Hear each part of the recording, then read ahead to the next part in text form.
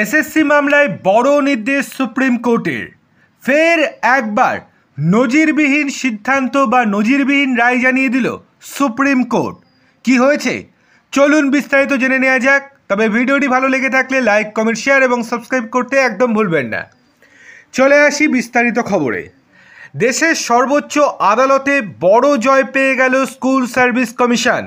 2016 নবম, দশম, একাদশ এবং দ্বাদশের পরীক্ষার ওএমআর প্রকাশ করার দাবি নিয়ে সুপ্রিম কোর্টের দ্বারস্থ হয়েছিলেন অনেক পরীক্ষার্থী।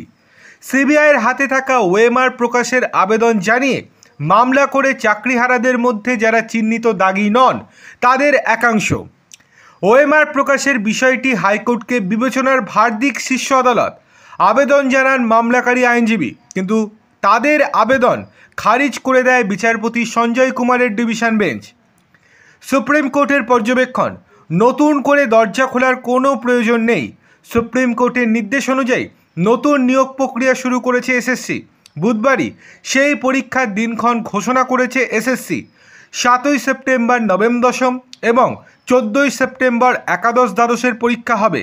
গত 3রা এপ্রিল সুপ্রিম কোর্টের রায়ে রাজ্যের 2016 সালের এসএসসি প্যানেলের প্রায় 26,000 শিক্ষক এবং শিক্ষাকর্মীর চাকরি বাতিল হয়। এরপর সুপ্রিম কোর্টের নির্দেশ মেনে গত 30শে মে শিক্ষক নিয়োগ প্রক্রিয়া নিয়ে বিজ্ঞপ্তি জারি করে এসএসসি। লিখিত পরীক্ষার ফল প্রকাশ করা হতে পারে অক্টোবরের চতুর্থ সপ্তাহে। নভেম্বরের শেষ সপ্তাহ থেকে কাউন্সেলিং শুরু হওয়ার কথা, কিন্তু এখনও পরীক্ষা না দিয়ে চাকরির দাবিতে অনড় এক শ্রেণীর চাকরিহারারা। তাই ফের সুপ্রিম কোর্টের দ্বারস্থ হয় চিহ্নিত যোগ্য চাকরিহারাদের একাংশ।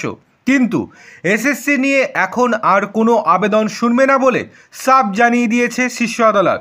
এই দিন তাদের দাবি ছিল, যেহেতু তারা চিহ্নিত যোগ্য তাই তাদের চাকরিতে পুনর্বহাল করা হোক। এক্ষেত্রে একমাত্র ভরসা ওএমআর, তা প্রকাশ করা হোক। কিন্তু সেই আবেদনও খারিজ করে দিল সুপ্রিম কোর্ট। তবে এর ফলে কারা দাগি আর কারা দাগি নন তা নিয়ে সংশয় তৈরি হতে পারে বলে মনে করছে রাজনৈতিক বিশ্লেষকেরা।